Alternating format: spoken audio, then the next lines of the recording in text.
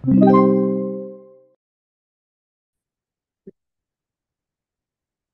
next. A ball of mass 2.6 kilograms starting from rest falls a vertical distance of 55 centimeters before striking a vertical coiled spring, which it compresses an amount equal to 15 centimeters. Determine the spring stiffness constant K of the spring. Okay. So, let's say this is the ball. No? And then, yung ball down na yon is i-drop mo. Tapos ito kunwari yung top ng spring. Ito yung spring.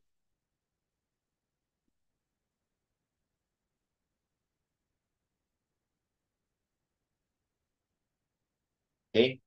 So, this is its initial position. Tawagin natin na point 1. After mo i-drop yan, syempre makakompress itong spring, no?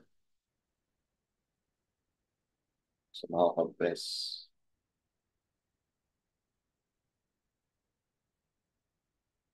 Makakompress siya. So, nandito na yung ball. Okay?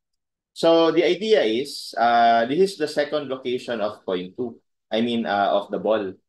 Okay? So, basically, ang ginagawa dito, energy equation lang ito eh. Bali, parang lumalabas according to law of conservation of energy, yung energy ng ball sa position 1 ay dapat equal lang sa energy ng ball sa position 2, no? So, meaning, energy is conserved. Okay? So, ano ba ang mga energy sa point 1? So, bago natin i-define yun, mag-define muna tayo dito ng datum or ng reference line. So, maganda dito, ilagay natin yung datum dito na lang kung nasaan yung second position ng ball.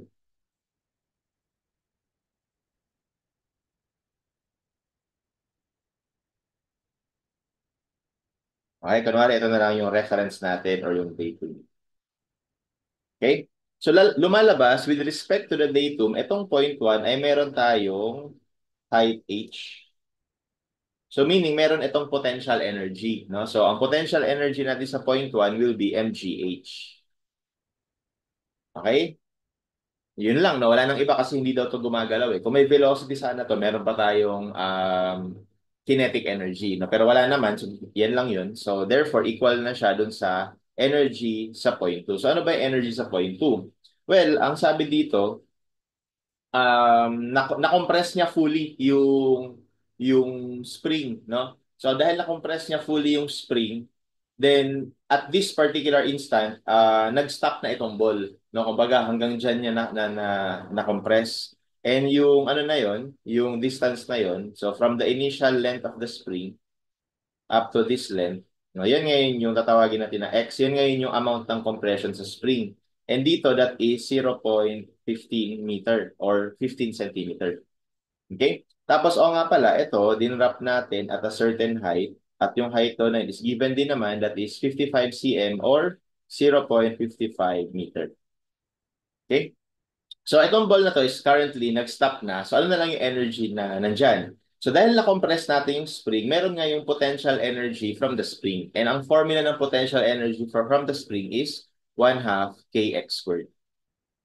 Ayan. So, basically, that's the equation. No? Wala na namang iba na iba pang energy na present sa point 1 at sa point 2. So, basically, substitute lang natin yung mga given. Yung M ay 2.6 kilogram, tapos yung G ay 9.81.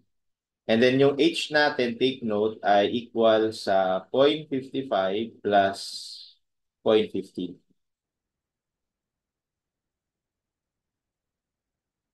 Equals 1/2 K, tapos yung X natin is 0.15 squared. And then from there, we should be able to calculate for our K. So that's also the reason kung bakit ginawa kong ano to, meter, para naka-meter lang lahat. No? Parang sagot natin, naka-Newton per meter. So we have 2.6 times 9.81 times 0.55 plus 0.15. Cross multiply yung 1/2, tapos divide 0.15 squared. So that gives us 1587.04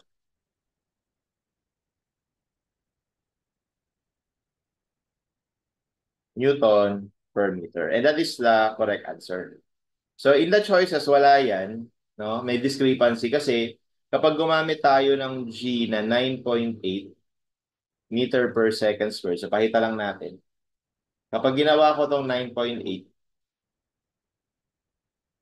So lalabas 1585.42 Newton per. So probably ito yung ginamit na G nung examiner. No? Kasi just this is just to share to you no na yung iba kasing mga physics references ang ginagamit na G ay 9.8 meter per second squared, hindi 9.81. Kaya baka itong tanong na to kinuha ng examiner mula sa um, physics book na ang ginamit na G ay 9.8. Kaya naging ganun yung sagot. No? Pero if you use 9.81, that is also correct. May konting discrepancy nga lang. Okay? And that's how we solve this problem.